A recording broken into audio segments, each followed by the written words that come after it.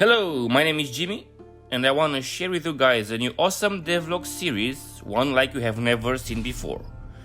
Yeah, you heard that right. Buckle up and get ready to learn more about the new game I'm working on, called KardVenture.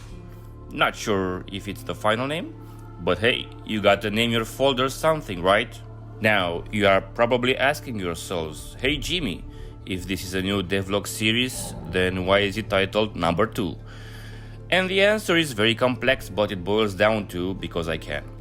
Also, I hate the first episodes of new devlogs, all full of hope and dreams. Not this one. Now, before we get into the actual devlogging, a word from our sponsor.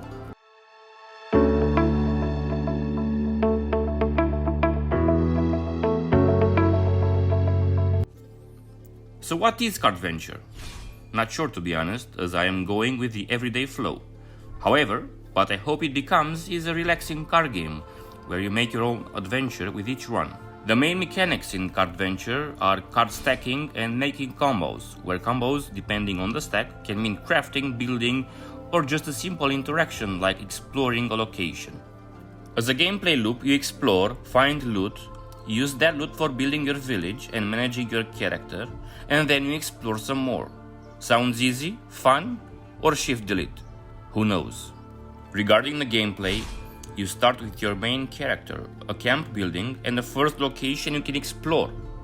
After each run in a location, you receive drops, representing what your character has found in that location, and drops are specific to that location, meaning that exploring the ruins of a fortress will give different results than exploring a peaceful village or a wild forest. You then use those drops to craft or build your village.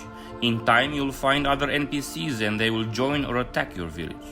The objective for now is just to play for as long as you have a character. So in a sense, it is also a survival game. But wait, there's more. Cards also have a few more mechanics to give depth to the game. Cards can expire, meaning they can leave the board once their bar depletes.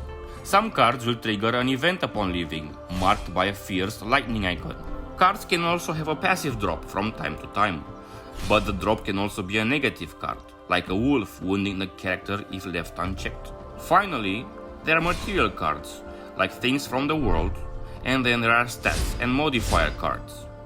Stat cards increase the character's stats: health, intellect, knowledge, speed, strength, and luck. Modifiers are more tricky, and I find them to be very important to the game as they bring the salt and pepper to the table. Simply put, modifiers are actions or events the character has to deal with. Some modifiers only get worse if the character doesn't deal with them, like an infection modifier becoming a death card.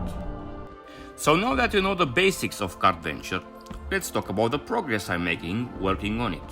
Like devlogging. I have just finished implementing the barn, the granary, and the farm. One issue I realized the game will have is card overflow, meaning that the player will receive too many cards to easily manage. So some cards have benefits from being stored, like some food not becoming rotten and expiring, or like animals having their production increased and sped up. Overall, I'm really happy with those 3 buildings and how they tie with the game.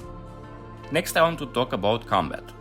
For the first couple of weeks, I was focusing on the basic mechanics, with little attention to gameplay that brings actual intrigue and conflict to the experience. Sure, you can fight an animal, but we are here to fight monsters and fantasy creatures. So for that, I needed to stop and think about how to make combat in a game like KardVenture. The first issue I found is that resolving all interactions in one move lacked depth and diversity. So I've added interaction rounds. These track how many times the character can interact with the card before it's removed or something else happens. In the case of locations, it adds a cap on how many times you can visit a place, and in the case of enemies, it acts as a health counter. For example, I will have to fight this goblin 3 times before I destroy it and get its loot. This opened up an avenue for adding a defense modifier that prevents the enemy from losing health. Finally, I have added an attack modifier that turns into a wound. Wounds spawn infection cards. I have also added a stun that puts the character on a cooldown for a short period of time. I have more cards to add to combat, but for now, I feel I need to move my attention to locations, as I want to add the concept of questing, but more about that in later episodes. So this was it for the second episode. I want to give you a bit of homework because everybody loves homework. I want to ask you for ideas and how to use the character stats and tie them to the game, as for now I am not sure. Only health is really used, intellect, knowledge, speed, strength and luck are not. So bring it on, share your ideas in the comments. Thanks for watching my first devlog number 2. This is Jimmy, I'm out.